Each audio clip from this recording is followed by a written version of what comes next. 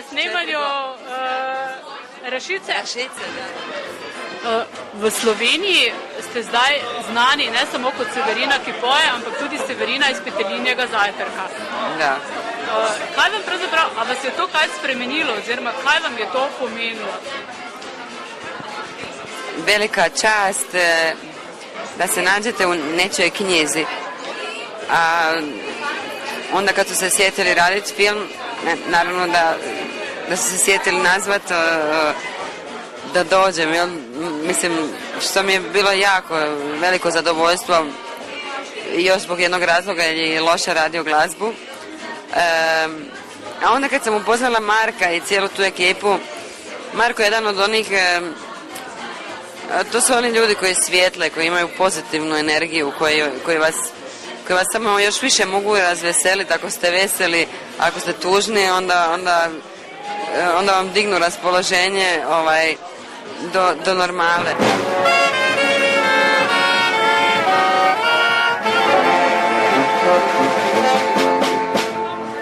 Izuzetno mi je drago što je jedan takav momak napravio film koji je najgledaniji u Sloveniji i kad su nam slali ove podatke koliko je to i gledatelja i svega, ja sam bila zaista iznenađena takvim velikim uspjehom.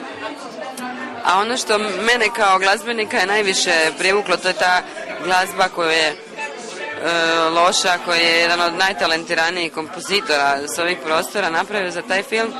I sad gdje dođem, kad smo bili na koncertima u Murskoj Soboti, ne znam, u Radencima, u Lipici, nijedna pjesma, imam dosta pjesama koje ljudi znaju ovdje, ali nijedna se nije tako brzo primila i više ne doživljavaju kao neku pjesmu običnu. To mi je kao nekakva, nešto više od nekog običnog hita ili neke obične pjesme. Tako da je rado i sa guštom pjevam. Više je tu u Sloveniji nego što je, na primjer, u Hrvatskoj. Jer eto i film i sve to skupa nosi tu jednu priču koja je... Tako da mi je to bilo jako drago što, eto, ušla sam htjela ne htjela u povijest slovenske kinematografije. To je veliko uspjeh. Poleg tega ste v preteklem letu tudi v gledališču nastopali precej, ne? Prošle godine u prvom mjesecu, znači 97. Prvi mjesec smo 3 mjeseca bili 3 mjeseca sam bila u Rijeci, radili smo Gospodu Glembajeve i na jedan modern način viđenje redatelja Branka Brezovca koji je zaista napravio izvrsnu predstavu sa glazbom Marijana Nečaka i u koreografiji Staše Zurovca. Dosta naporno, tako da ta 3 mjeseca nisam ni imala koncerte ni ništa. Jesam jedan u Ptuju, pobjegla sam, ne znam nija kako.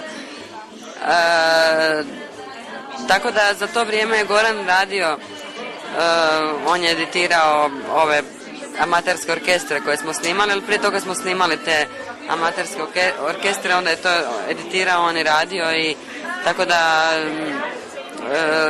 kad sam se vratila sa Glembajevih, onda je Goran išao na turneju, onda smo zajedno, ja sam bila na svojim koncertima, on na svojim, onda sam ja operirala glasnice, dakle splet nekih viših slučaja, nekih okolnosti koje se desile, tako da i album je imao puno vremena, da nije izašao, ali što je bilo dobro, na kraju smo dobili da je još to trajalo, to snimanje.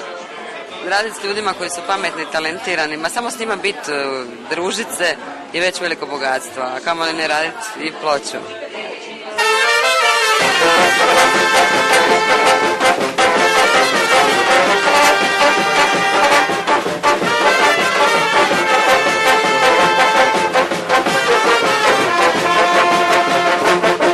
Morda samo še to, kaj pričakujete zdaj od plošče, oziroma zdaj se začnejo koncerti, ne?